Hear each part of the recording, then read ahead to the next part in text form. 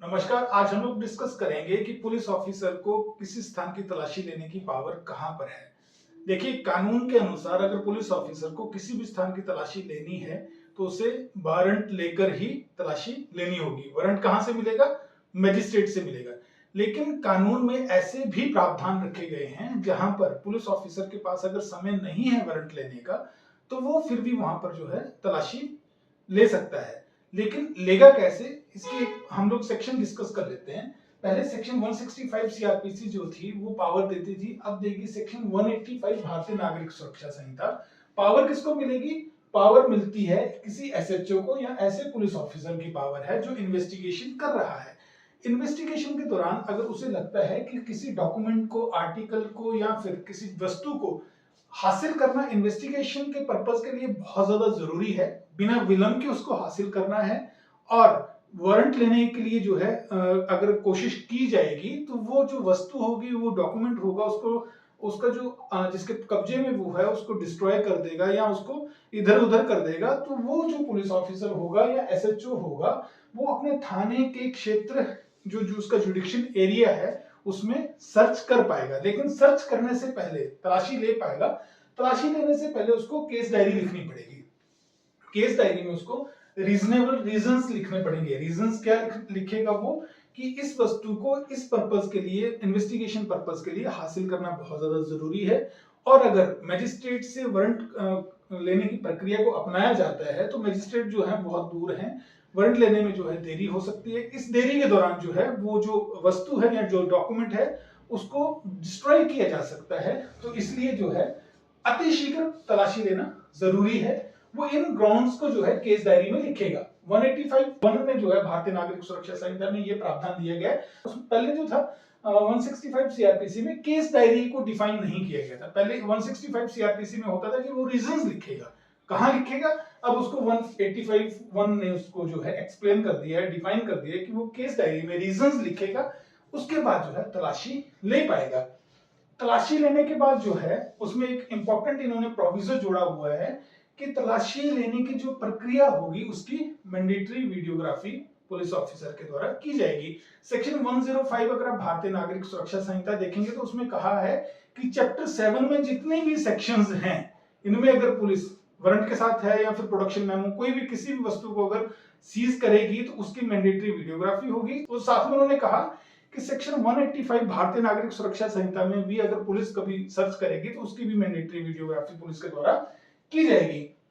ये जो वीडियोग्राफी होगी ये आपके घर में एंटर करने से शुरू होकर लास्ट जब तक आप जो है सीजर मेमो या फिर अदम बरामदगी जो होगी उसको, उसमें विटनेसेस के सिग्नेचर्स तक जो है वो सारी मैंडेटरी उसको कवर करेगी। अगर कुछ रिकवरी होती है और वो वीडियोग्राफी में नहीं आती तो वो रिकवरी आपकी जो है मानी नहीं जाएगी। अगर कुछ भी रिकवर पुलिस ने किया है तो वो वीडियोग्राफी में सामने रिकवर होना चाहिए, तभी जो है उसको रिलाइड अपॉन किया जाएगा।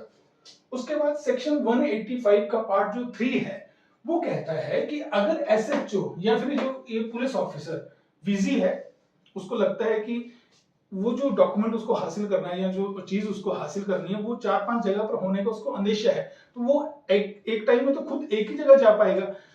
तो वो 185(3) में जो है अपने सबॉर्डिनेट को, जूनियर पुलिस ऑफिसर को ऑथराइजेशन दे पाएगा और वो उसको डायरेक्शन दे पाएगा कि आपको फलाने स्थान पर जाकर जो है तलाशी लेनी है और फला वस्तु वहां से सीज करनी है। तो 185(3) में जो एसएचओ या फिर जो पुलिस ऑफिसर इन्वेस्टिगेशन कर रहा है वो ऑथराइजेशन देगा अपने जूनियर पुलिस ऑफिसर को और उसमें लिखेगा, क्या लिखेगा? एफआईआर की डिटेल होगी, जो उसमें सेक्शंस हैं जो केस की वो उसकी डिटेल्स होंगी, साथ में उसको क्या हासिल करना है, वहां से क्या सीज करना है उसकी डिटेल होगी और किसके घर पे सर्च करना है उसका एड्रेस होगा। तो ये होगी आपकी सर्च ऑथराइजेशन। वो सर्च ऑथराइजेशन जब उसको ऑफिसर को दी जाएगी वो उस पर जो है काम करते हुए तलाशी ले पाएगा। प्रावधान वहां पर भी वही लागू होंगे। जब वो दिखाएगा उसको सर्च ऑथराइजेशन को किसी के घर में, वहां से लेकिन वीडियोग्राफी स्टार्ट हो जाएगी। जब तक वो सर्च करेगा सारा चीजें जो है सीज करेगा और जब तक उसका जो मेमोरेंडम ड्रॉ होकर विटनेसेस के सिग्नेचर लास्ट में होकर जब वो प्रोसीडिंग खत्म होगी तब तक जो है वो वीडियोग्राफी उसकी चलती रहेगी। उसके बाद सेक्शन 185(4) में कहता है कि जो ये तलाशी जब ये होगी तो इसमें धारा 103 भारतीय नागरिक सुरक्षा संहिता के उपबंध जो है वो लागू होंगे। जैसा प्रोसेस उसमें बताया गया है 103 भारतीय नागरिक सुरक्षा संहिता में जो पहले 100 सीआरपीसी हुआ करेगी कि इंडिपेंडेंट विटनेस लेने हैं, कैसे जाना है, कैसे तलाशी करनी है, वो जो सारा प्रोसीजर होगा वो इसमें फॉलो किया जाएगा।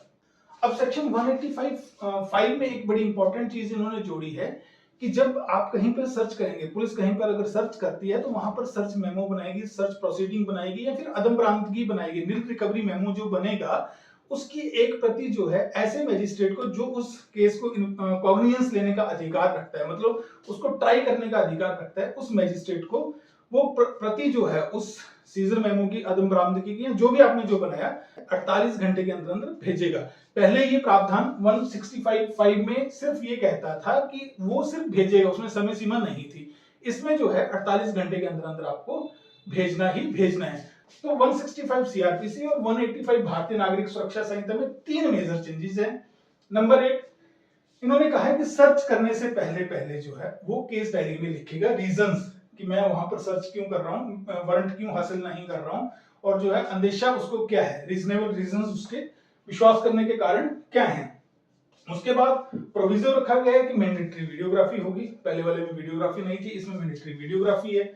और तीसरा 185 में भारतीय नागरिक सुरक्षा संहिता में कहा गया है कि जो भी आप सूची जो भी बनाएंगे, चाहे वो आप सीजर मेमो बनाएं, चाहे वो आप अदम बरामदगी बनाएं, उसकी एक प्रति 48 घंटे के अंदर अंदर आपको ऐसे मैजिस्ट्रेट के पास जो उस केस की कॉग्निजेंस ले सकता है, उस केस को ट्राई कर सकता है, उसके पास भेजेंगे, ताकि वो जिसके घर आपने सर्च करी है उसकी एक प्रति जो है वो न्यायालय से निःशुल्क हासिल कर सके।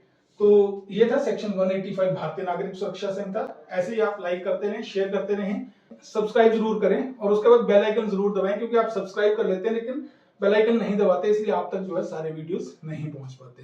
तो तब तक जय हिंद, जय भारत।